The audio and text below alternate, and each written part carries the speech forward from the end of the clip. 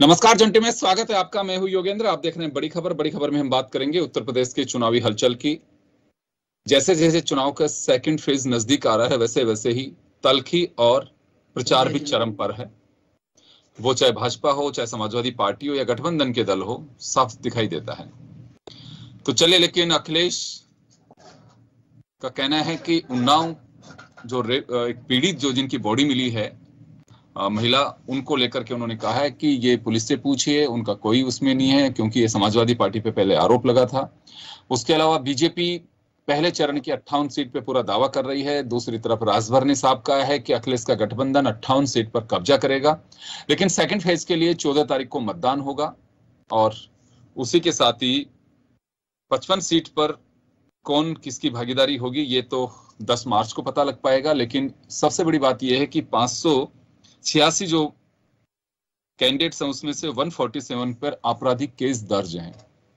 एक बड़ी इस चुनाव की एक, मैं कहूं कि इसे किस तरह से मैं कह सकता हूं ये तो जनता तय करेगी, लेकिन एक ये बिल्कुल कालिक कह सकता हूं कि कुछ इस तरह की चीजें सामने आती हैं। लोग कहेंगे कि क्यों नहीं लड़ सकते जब संविधान ने अधिकार दिया है। तो ये राजनीतिक दलों को तय करना है, क्योंकि सुप्रीम कोर्ट के दखल के बाद ही जिनको किसी क्राइम को लेकर के सजा सुना दी गई है 6 साल से अधिक, तो वो चुनाव नहीं लड़ सकते। ये राजनीतिक दलों को तय करना था। खैर, लेकिन इलेक्शन के बीच में अब टिकट जब दे ही रहे हैं तो कौन तय करने वाले? हम लोग नहीं होते हैं, ये राजनीतिक दलों को ही तय करना था। तो चले, हमारे साथ इस वक्त भाजपा से योगी नकुल उपाध्याय जी जुड़े हुए हैं, कांग्रेस से हमाम वहीद साहब जुड़ रहे हैं और हमारे सहयोगी अरुण मिश्रा हमारे साथ में जुड़े हुए हैं। अरुण जी, मैं आपके पास आना चाहूंगा। जैसे जैसे 14 फरवरी यानी कि सेकंड फेज नजदीक आ रहा है, तल्खी और प्रचार चरम पे दिखाई दे रहा है। पहले फेज को लेकर के हर राजनीतिक दल अपनी ओर से दावे कर रहा है। मैं एक बात जरूर यहाँ कहना चाहूंगा और जानना भी चाहूंगा आपसे कि बात सरकारें जब बनती हैं, उनके मैनिफेस्टो आते हैं तो डेवलपमेंट के लिए आते हैं, लेकिन जब चुनावी सभा होती हैं तो अपने करे पे किसी को भरोसा नहीं होता है। चाहे पहले की सरकारें हों, चाहे वर्तमान की सरकार हो, उनका एजेंडा सिर्फ एक ही है कि यहां से तंज कैसे कैसे जा सकते हैं, वो सबसे प्राथमिकता में होती है।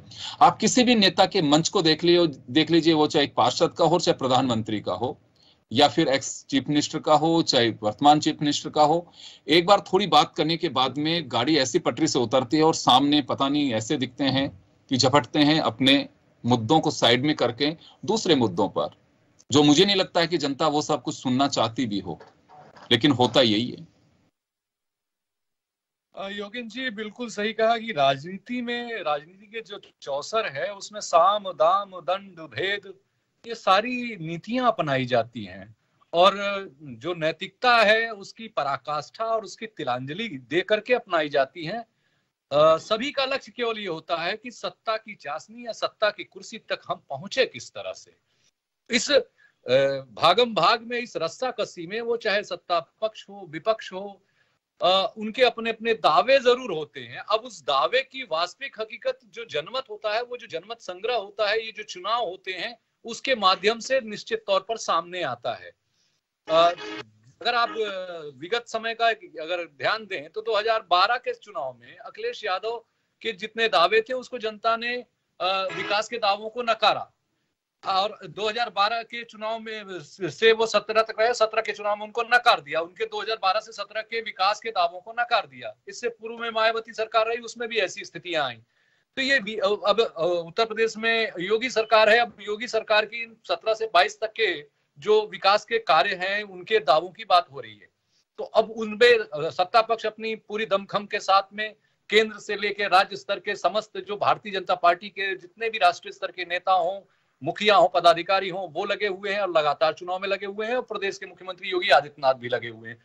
देखने की बात यह है कि जनता विकास के दावों को कितनी तरजीह देती है, लेकिन इस बात से इनकार नहीं किया जा सकता कि विकास के दावों की बातें ये भाषणों में तो नजर आती हैं, लेकिन जो जमीनी स्तर पर जो हिट करता है, जो खास करके अगर आप देखें योगेंद्र जी, तो जो सीटों के बंटवारे या टिकट के बंटवारे की बात आती है तो उसमें जो समीकरण चलते हैं, चाहे वो जातिगत हो, चाहे उस क्षेत्र में प्रभुत्व या बाहुबल का विषय हो, या फिर ये देखा जाए कि कहां पे कौन से ध्रुवीकरण का हम राजनीति कर सकते हैं या जातिगत समीकरणों की राजनीति कर सकते हैं।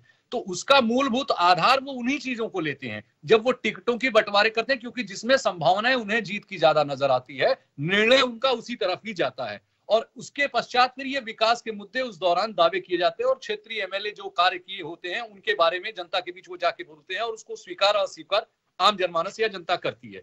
लेकिन अपरोक्ष रूप से देखा जाए तो पोलराइजेशन, वोटों के ध्रुवीकरण के लिए हर राजनीतिक दल अपने अपने एजेंडे, मुद्दे और अपने अपने समीकरणों पर ही काम करती है।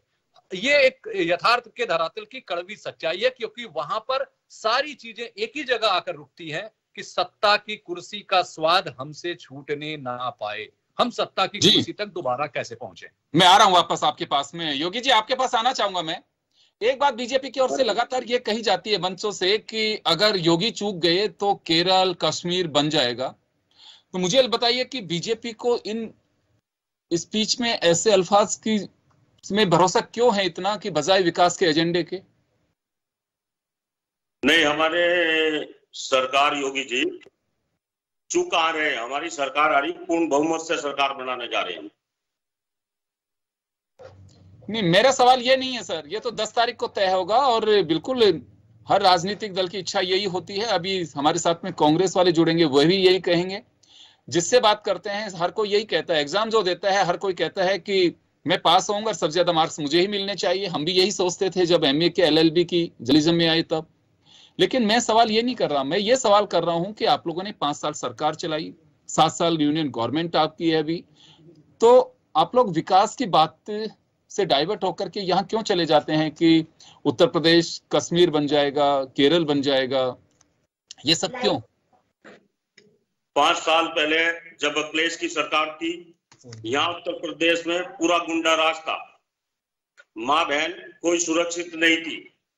जब से हमारे योगी जी मुख्यमंत्री बने, 5 साल में आप कहीं भी आ जा सकते हो।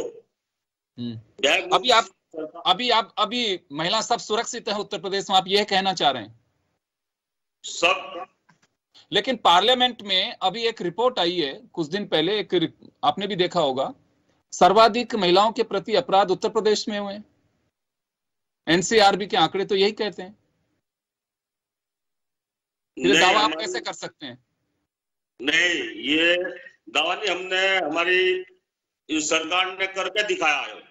नहीं, मैं आंकड़ों की बात कर रहा हूं सर, आंकड़े गवर्नमेंट के दिए हुए हैं, वे तो यही कहते हैं महिला अत्याचार नंबर 1 पे उत्तर प्रदेश चला गया। फिर आप ये दावा कैसे कर सकते हैं? ये तो सरकारी आंकड़े हैं।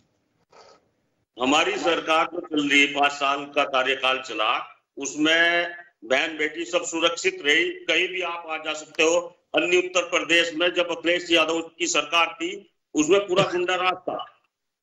देखिए, जनता यही भरोसा करती है, इसी वजह से सरकार जिन हाथों में देती है उससे अपेक्षा और उम्मीद भी यही होती है कि वो हमारी ध्यान रखेंगे, रक्षा करेंगे, संवैधानिक तरीके से चलेंगे और किसी भी तरह के विकास से पीछे नहीं हटेंगे। उम्मीद तो यही करती है। ये सरकार में आने के बाद में राजनीतिक दलों का एजेंडा है कि वो क्या रुख अपनाते हैं। मतदाता वोट तो यही सोच के देता है। चले, हम्माम वहीद हमारे साथ में जुड़े हुए हैं, आवाज सुन रहे हैं हम्माम आप हमारी? जी हम्माम वहीद साहब, आप हमारी आवाज सुन पा रहे हैं? बिल्कुल सुन रहा हूँ, बताइए। जी, मैं आपसे जानना चाहूंगा कि कोई भी पार्टी देख लीजिए, विकास के एजेंडे पर चर्चा होनी चाहिए, लेकिन डाइवर्ट क्यों होते हैं? बिल्कुल, जिस तरीके से मुद्दों को डाइवर्ट करके देश की जनता को, प्रदेश की जनता को भ्रमित करने का मुख्यमंत्री जी प्रयास कर रहे हैं, वो उसमें सफल नहीं होंगे। एक पार्टी पे लांछन नहीं लग सकता है, तमाम दलों की स्थिति है ये। आप बताइए, उत्तर प्रदेश का मुख्यमंत्री जिसको इतना बड़ा जनादेश मिला हो, इस तरीके की भाषा का प्रयोग करता हो कि केरल और बंगाल, इस केरल और बंगाल की बात कर रहे हैं। केरल में 100% लिटरेसी रेट है और बंगाल का जो शहर कलकत्ता है, राजधानी जो है, वो सबसे सुरक्षित शहरों में है। वहाँ पे महिला सुरक्षा सबसे नंबर 1 पर है, जबकि उत्तर प्रदेश में महिला सुरक्षा में महिला अपराध में नंबर 1 पे है। उत्तर प्रदेश दलितों के खिलाफ अपराध में नंबर 1 में, कस्टोडियल डेथ में उत्तर प्रदेश नंबर 1 पे है।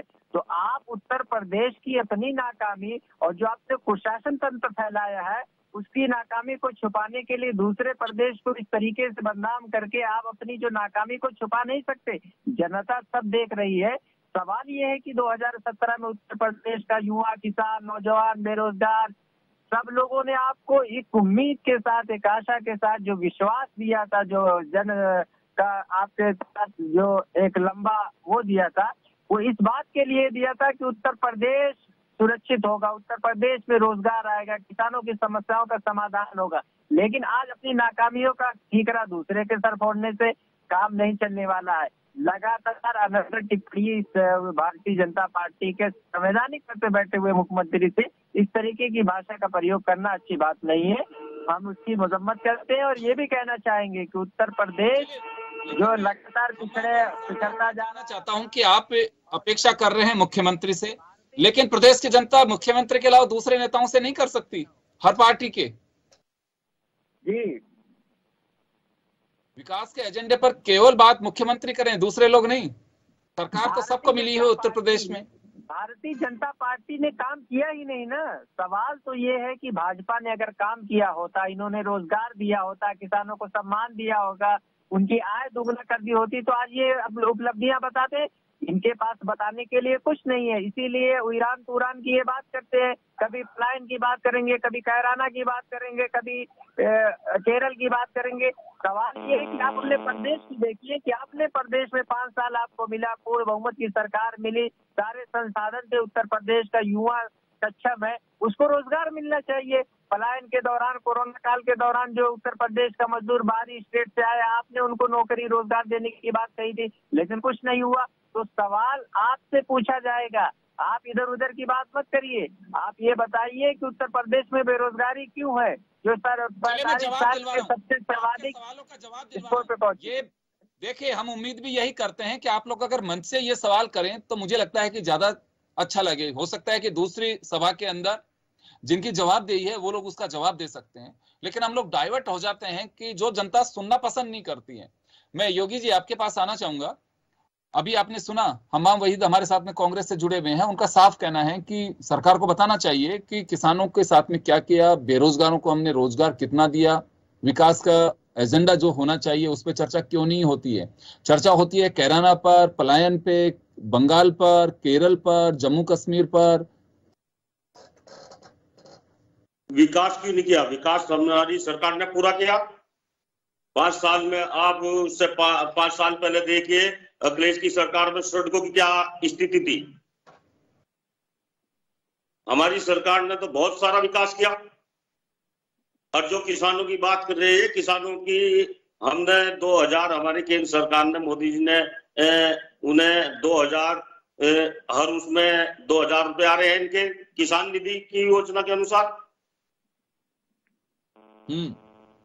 जी, हर 4 महीने में एक बार मिलता है वो 2000 रुपए। 6000 रुपए की बात कर रहे हैं जी, बिल्कुल। लेकिन वो जो कह रहे हैं कि रोजगार की बात तो हो सकती है कि रोजगार हम लोगों ने इतना दिया, बाकायदा उन रिकॉर्ड होना चाहिए कि हाँ हम लोगों ने ये रोजगार दिया है, ताकि सामने वाले का मुंह बंद किया जा सकता है। या फिर हम ये मान के चलें कि लोकतंत्र में सबको छूट है, कोई भी कुछ कह सकता है, अभिव्यक्ति की आजादी है और बोल सकता है। हमारी इच्छा है कि हम उसका जवाब दे ना दे। नहीं, जवाब तो है जी। विकास की बात हो रही, विकास तो बहुत किया उत्तर प्रदेश में। पेपर लीक हो गए आपकी सरकार में। जी जी, चले अरुण जी आपके पास आना चाहूंगा। अभिव्यक्ति की आजादी है, हर कोई कुछ भी बोल सकता है और वही सब कुछ मंचों पे दिखाई देता है। कुछ बयान इस तरह के आते हैं कि जिनके हाथ पांव ही नहीं होते। मैं एक पार्टी को, किसी को कटघरे में नहीं खड़ा कर रहा हूं। तमाम नेताओं की आप स्पीच देखिए जिसमें बहुत सारे अंश ऐसे होते हैं कि जनता को उससे कोई सरोकार नहीं है, क्यों बोल रहे हैं ये समझ से बाहर है। लेकिन चलिए, खैर जनता है, सब जानती है और ये सब कुछ ऐसे होने वाला भी नहीं है। हमें कोशिश कर रहे हैं कि वास्तव में मुद्दों को आधार बना करके राजनीति करनी चाहिए। जनता वह सब कुछ सुनना चाहते हैं। हम लोगों ने जो चर्चा की उत्तर प्रदेश में आप लोगों के माध्यम से कि जनता किस तरह के स्पीच सुनना चाहते हैं, उसमें से 68% लोगों ने कहा कि तथ्यों को और मुद्दों को आधार पर बहस होनी चाहिए। मैं इस वजह से ये सब शेयर कर रहा हूं। तो क्या लगता है आपको कि वास्तव में अभिव्यक्ति की आजादी का फायदा हो रहा है, या फिर इसे ये कहें कि सब जो कुछ चल रहा है वो ऐसे ही चलता रहेगा? योगेंद्र जी, 2 लाइन कहना चाहता हूं, और खास करके ये राजनेताओं के लिए है, वो चाहे किसी भी दल से जुड़े हुए हों। पना होने की इजाजत ली नहीं जाती, पना होने की इजाजत ली नहीं जाती। ये वतन की मोहब्बत है जनाब, पूछ कर की नहीं जाती। इनकी मोहब्बत देखनी हो तो पार्लियामेंट में देखिए, जब इनके वेतन भत्ते और इनके टीए, डीए और टीएलसी, एलसी इनकी जब बढ़नी होती है, एलटीसी वगैरह, तो इनकी मोहब्बत देखिए सभी दलों के, जिनके लिए ये चुनाव में एक दूसरे पर आरोप प्रत्यारोप लगाते हैं।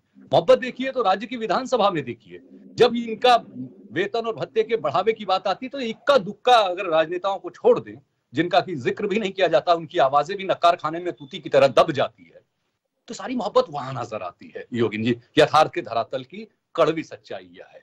लेकिन केवल दोषारोपण राजनेताओं पर कर देना भी उचित नहीं है, क्योंकि वो भी हमारे और आपके बीच से ही जाते हैं, हम उनको चुनकर के भेजते हैं। तो निश्चित तौर पर उत्तरदायित्व का जो ध्रुवीकरण है या उत्तरदायित्व के निर्वहन की जो बात जहां तक आती है, तो वहां पर स्थिति ये होती है कि निश्चित तौर पर हमें एक दूसरे जिसको देखना होगा, वो ये आम जनमानस को ये निर्णय करना होगा कि वो अपना जो मुखिया चुन रहा है वो किसे चुन रहा है।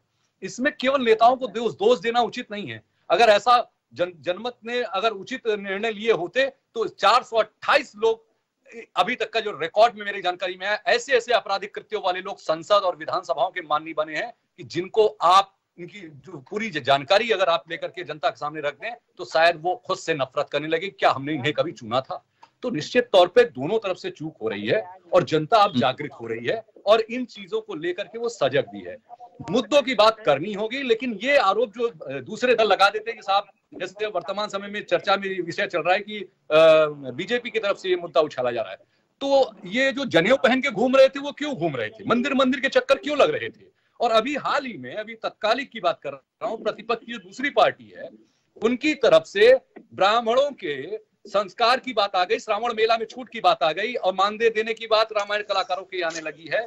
तो इस तरह की जो चीजें हैं, और बस बहुजन की बात हाथी और गणेश के नारे को पुनरावृत्ति की जा रही है, उसकी शुरुआत की जा रही है, तो निश्चित तौर पर जहां कहीं भी किसी समीकरण का उनके विघटन होने की स्थिति निर्मित होती है, वहां पे निश्चित तौर पे इस तरह के प्रयास किए जाते हैं। और ये उनको हर राजनीतिक दल को इसलिए भी भाता है क्योंकि उसमें सफलता की सीढ़ी चढ़ने के लिए एक शॉर्टकट रास्ता नजर आता है, और इसी का प्रयास चाहे वो किसी भी तरीके से हो, भारतीय जनता पार्टी हो या बीजेपी हो या आप सपा हो या बसपा हो। कांग्रेस की स्थिति यह है कि कांग्रेस को भी आरोप मुक्त नहीं कर सकते इस समीकरणों के लिए, क्योंकि वही मैं कह रहा था केवल एक राजनीतिक दल को हम कटघरे में नहीं खड़ा कर सकते हैं, लबोलबाब सभी का यही है। अरुण जी, मैं माफी चाहूंगा, समय का अभाव है, मैं रोकना चाहूंगा आपको। और तो चलिए, बड़ी खबर में हम यहाँ विराम देंगे, और लेकिन जैसी स्थितियां सामने आ रही हैं आप सब लोगों के सामने है, लेकिन हम आपसे गुजारिश करेंगे, लगातार करते आ रहे हैं कि 14 या आपका जब भी आपके यहाँ पे जिस चरण में मतदान हो, आप मतदान जरूर करिए। लोकतंत्र की मजबूती के लिए आपका मतदान बहुत जरूरी है। बहुत बहुत शुक्रिया आप सभी का। बड़ी खबर में इतना ही, दीजिए इजाजत, नमस्कार।